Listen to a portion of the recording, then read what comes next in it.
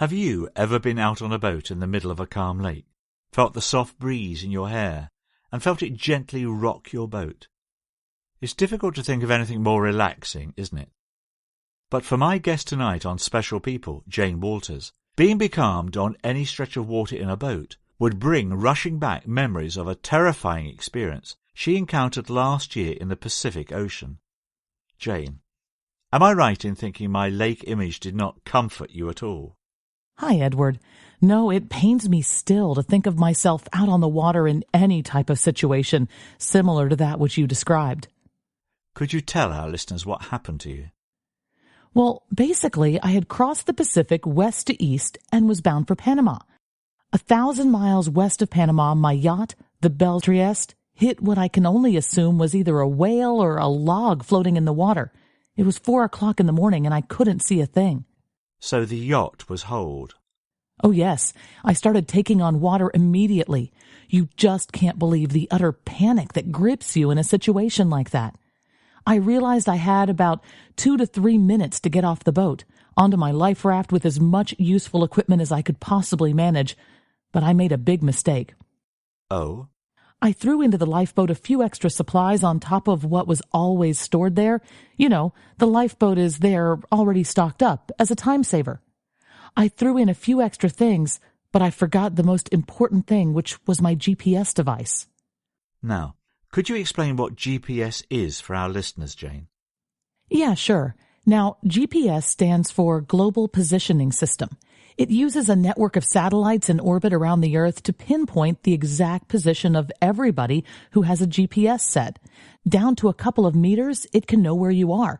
So it's obviously a really useful tool for people such as sailors, trekkers, and the like, if you have it with you. I would have thought there would have been a device with GPS in the life raft. Yes, there was, but I had taken it out 2 days previously to check something, and I had really stupidly forgotten to put it back. It was negligence of the highest order, and it almost cost me my life. The Belle Trieste sank and took 2 fully operational GPS devices with her to the bottom of the ocean. And I was left with an 8-foot life raft and enough supplies for about a week, which I thought would suffice. I can't imagine how terrifying an experience it would be out there, in the middle of nowhere on a small boat. Didn't you feel absolutely powerless, Jane? Not so much, actually. Us sailors are well used to the rigors of being in the middle of nowhere, as you put it. I was certainly concerned about the GPS device. I thought things were going to be a lot trickier without that. But I can't say I lost my cool, lost control of the situation. I was pretty calm considering the great danger that I had just been thrust into. Right. So you're in the middle of the Pacific Ocean in a boat little longer than the height of an NBA player. I heard you talk earlier, before we came on air, about the rather unfortunate fact, that you had sunk your yacht in the worst possible place in the ocean. I mean, for me, believe me, anywhere further than 50 yards from the beach is the worst possible place. But I mean, you're a sailor with, 10, 20 years experience? And yet you knew you'd been dealt an unlucky hand. I was slap bang in the middle of a huge area of ocean known as the doldrums. Sounds pretty depressing. Well, exactly. That's where we get the expression from, to be in the doldrums. It's a vast expanse of sea around the equator where all the Earth's winds sort of cancel each other out, and you can have day upon day of dead calm. The sea resembles a mirror, and it can rain continuously for days, too. It's a very depressing, draining place to be in. Sailors need wind, and if that precious resource is suddenly cut off, you're left feeling totally powerless, becalmed in a frustrating situation you can't do anything about. So that heightened the danger for you, I take it? Well, yes.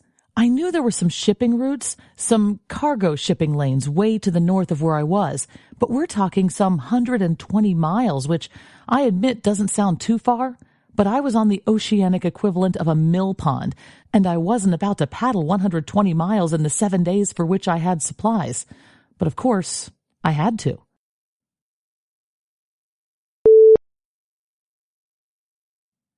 I always thought wind and wave were a sailor's worst enemies, and yet you were in a gravely dangerous situation through the lack of these natural forces.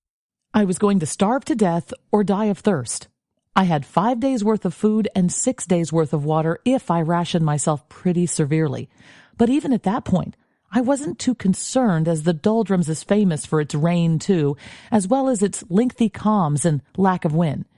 So I have to say, I told myself, right, Jane, at least you have enough to drink. It'll be the ultimate diet. I'll lose like 30 pounds and be able to fit into my graduation dress again. I tried to make light of it all. And I suppose your mental state, your psychological fitness, if we might call it that, it's crucial in a situation like that, wouldn't you say? Oh, without a shadow of a doubt. You need to keep positive. Keep thinking that a Panamanian tanker will be the next thing over the horizon, that some Costa Rican Coast Guard plane was about to fly over me. I would find myself hearing the phantom engines of planes for hours at a time. The mind plays pretty strange tricks on a person in a stressful situation, and I was desperate, desperately scanning skies for signs of planes that weren't there. At what stage did you start to panic? I have to say I began to lose hope after 11 days. My food was pretty much all used up, and there had been half an hour of light rain in all that time, absolutely unheard of in the doldrums. I was by then overdue into Panama by a few days, and I knew the authorities would probably have been contacted and that maybe they were looking for me, but I knew I had drifted further south too, and was by now perhaps 100 or 200 miles from where the Belle Trieste had gone down, and ever further from those all-important shipping lanes. Yeah, it was after about 11 days that I first began to contemplate the possibility, that hidden doubt that creeps up on you in the dark of the night, that fear that perhaps I wasn't going to get out of this after all. What did you do? Did you pray? Did you look back on your life? Did you play through your memories? I can't imagine the sheer dread that must have been coursing through your body at that time. Edward, what I did? I cried a lot. I cried at my own stupidity. I cried for the fact that I was going to die in horrible circumstances because I had taken the GPS device out of my life raft. I cried, too, for the fact that I could precious afford to be crying and wasting what little water I had. And then enter the story an angel. My angel, my Angelo Ortega, brilliant pilot with the Panamanian Coast Guard. He had been looking for me for 2 days and had returned to the area 5 times, flying outward spirals from my last known position.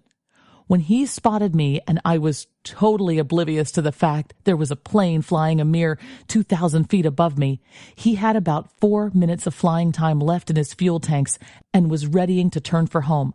I must have been unconscious or delirious at the time. It was a miracle, wasn't it? It really was. If he hadn't seen my little boat at exactly that moment, he would have turned for home and another plane would have taken over the search in a different area of the ocean, some 15 miles to the west. They've shown me the grid of the area, the map of their search plan. My sector of the ocean where I was found, they weren't going back to for another good while. I would have been out there and heading southwards into a huge empty area of ocean that would have seen me clear of the shipping lanes for about 3 weeks. I would have died. It's as simple as that. And they had flown over you once before, I heard. I can't believe there I was scanning the skies for planes that didn't exist, and it's now emerged that a pilot flew over me at 6,000 feet on the 7th day. So how were you finally rescued? Angelo came down and flew over the life raft at about 200 feet. Damn near scared the life out of me, I can tell you. I was beyond speechless with joy. It was like winning 5 lotteries at the same time. Then he flew away and I felt empty, even though I knew inside I was saved.